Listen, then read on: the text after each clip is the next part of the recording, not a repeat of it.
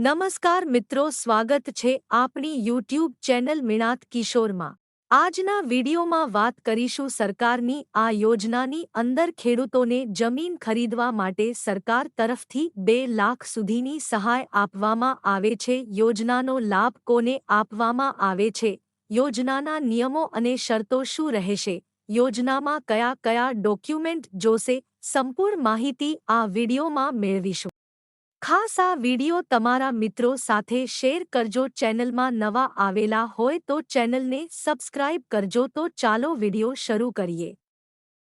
આજના વિડીયોમાં વાત કરીશું સરકારની આ યોજનાની અંદર ખેડૂતોને જમીન ખરીદવા સહાય આપવામાં આવે છે। હાલ આ યોજનાના ફોર્મ સમાજ કલ્યાણ પોર્ટલ પર ઓનલાઈન અરજી ફોર્મ ભરવાના શરૂ છે।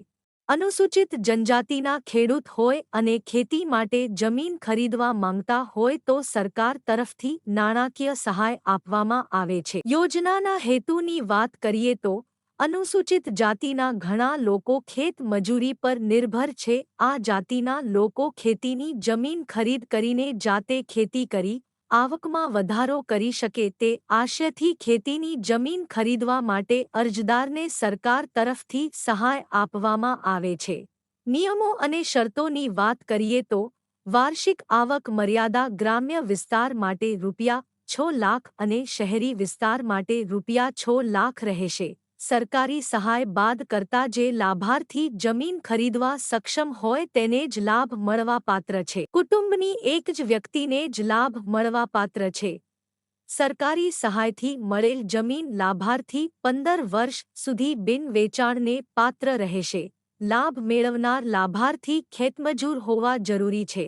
આશયથી ખેતીની જમીન ખરીદવા માટે અરજદારને એકર દીઠ ₹1 લાખ અને વધુમાં વધુ 2 એકર માટે ₹2 લાખની નાણાકીય સહાય યોજનામાં આપવામાં આવે છે। રજૂ કરવાના ડોક્યુમેન્ટ: અરજદારનું આધાર કાર્ડ, સક્ષમ અધિકારીશ્રી દ્વારા આપવા આવેલ જાતિનું પ્રમાણપત્ર, ખેડૂત ખેતમજૂર હોવા અંગેનો તલાટી મંત્રીનો દાખલો, આવકનો દાખલો, બાનાખતની ખરી નકલ, જમીન વેચવા અંગેની મહેસૂલ રેવન્યુ ખાતાની પરવાનગીની ખરી નકલ, જમીનના 7/12 તથા 8 ઉતારા, જમીન હોય એનું 7/12 તલાટી મંત્રીનો દાખલો, બેંક પાસબુકની પ્રથમ પાનાની નકલ, રદ કરેલ ચેક, અરજદારના નામનું।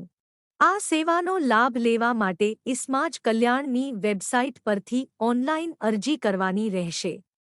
અરજી કર્યા બાદ ફોર્મ સાથે ઉપરના પુરાવા જોડીને જિલ્લા નાયબ નિયામકશ્રી, અનુસૂચિત જાતિ કલ્યાણની કચેરી ખાતે જમા કરાવવાનું રહેશે।